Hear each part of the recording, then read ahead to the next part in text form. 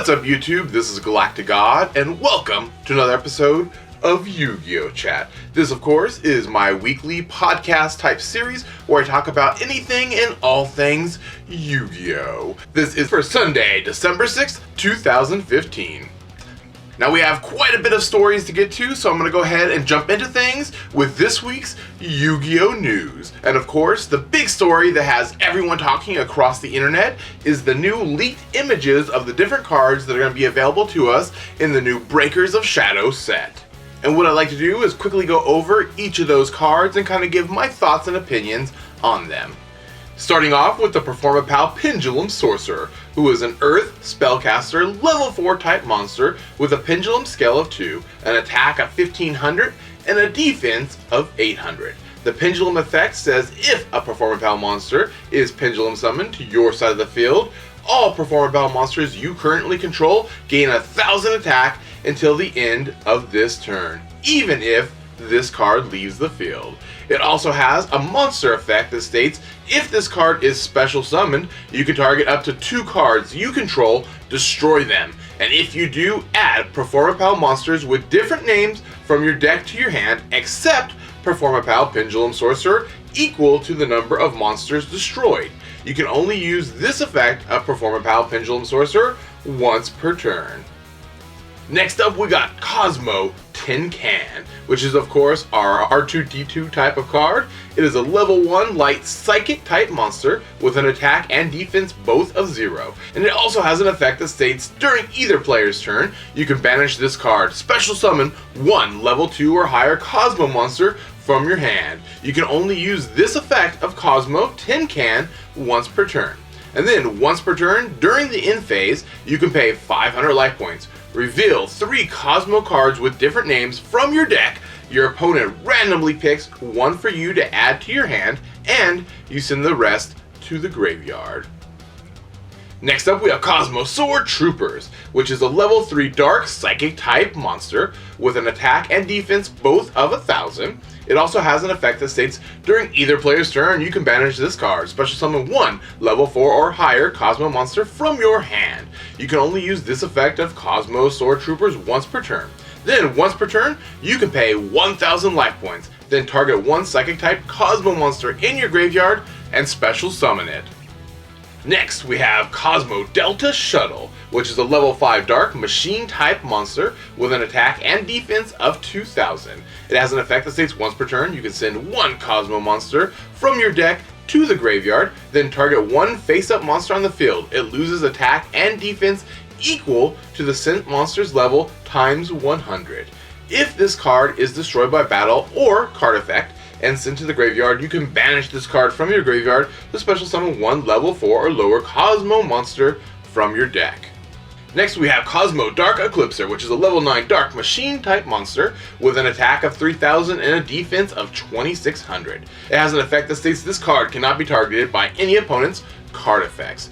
During either player's turn, when a trap card is activated, you can banish 1 Kozmo monster from your graveyard, negate the activation, and if you do, destroy that card.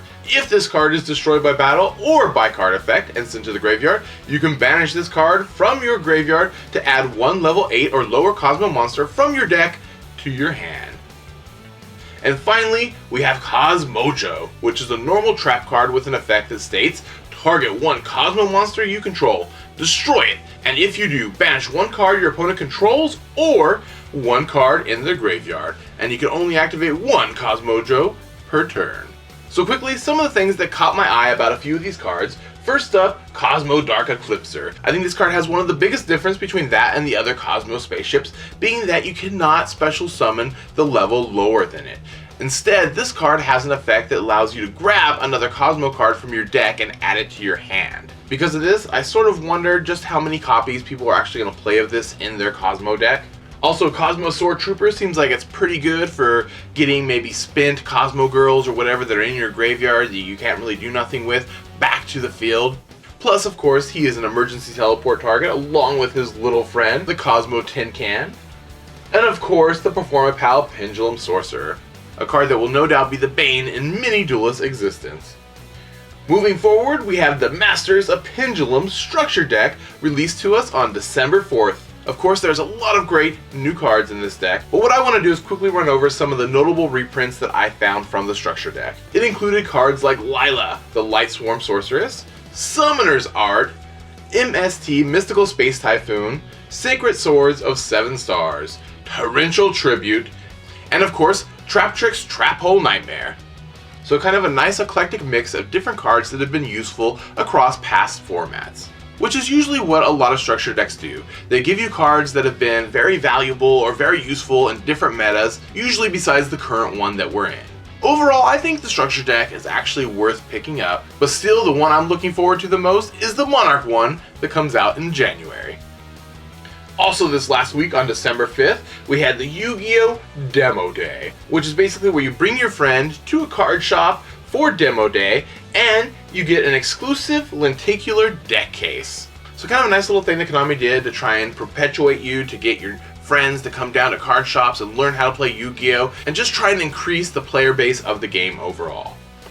And for the final story, it was revealed to us what the YCS Sydney, Australia participation mat was going to be, and of course, it is Cyber Dragon Infinity.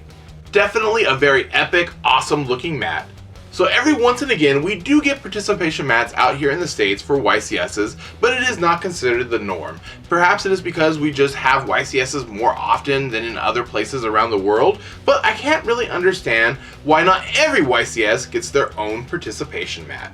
I think it would make every YCS feel just that much more special, like each tournament was its own unique event that you had to attend. In any event, I definitely would love to get my hands on one of these mats. Unfortunately, I'm sure my wallet won't agree with that choice. So moving on to this week's Memes of the Week. These of course are submitted to me via my Facebook page, so if you have not already liked it, I encourage you to go down to the description of this video or any of my videos and follow the link over to my Facebook page. There you will see all kinds of different Yu-Gi-Oh! News and updates about my channel, as well as a place to post your favorite memes of the week. And I picked out another 3 this week that kind of made me chuckle, beginning with this one, which reads, "When you beat all the kids at school in Yu-Gi-Oh!"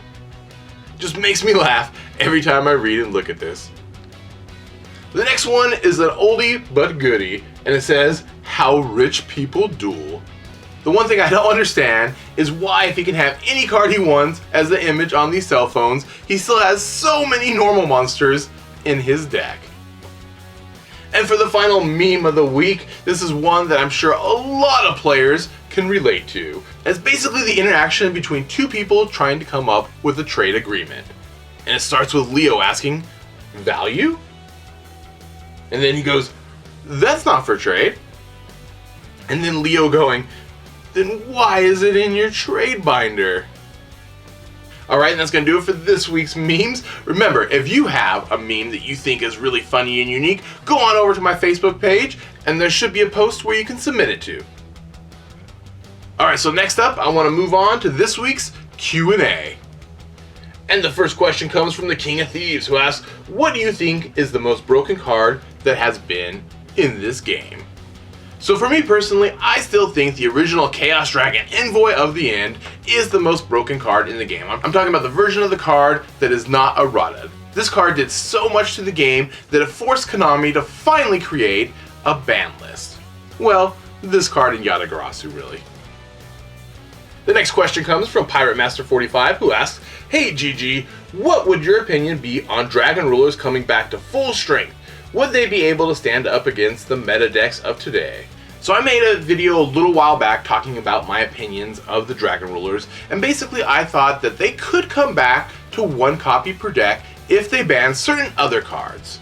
But the question really being asked to me is if they can come back to full strength, meaning all 3 copies of not only the big Dragon Rulers but the babies as well, and if that happens, could they be able to keep up with the current meta decks? I mean, realistically, Dragon Rulers are a great utility box type of deck. It can go into Synchros, Xyz, and just have a wide variety of different plays. And in my opinion, I think they could definitely keep up with a lot of the decks. Would they be the best? I'm not sure I would go that far, but I definitely think they can give the top decks a run for their money. So the next question comes from Karibo Shiny, who asks, "Hey GalacticGod, do you play Dueling Network, and would you like to play against me?" So as a lot of you guys may know, I'm not really a huge fan of Dueling Network. I usually play on Dev Pro. I'm not going to go too much into the reasonings why, but basically I just prefer not arguing over rulings with other players. And I know it doesn't happen quite as often once you build up your ranking, but even then, it still happens.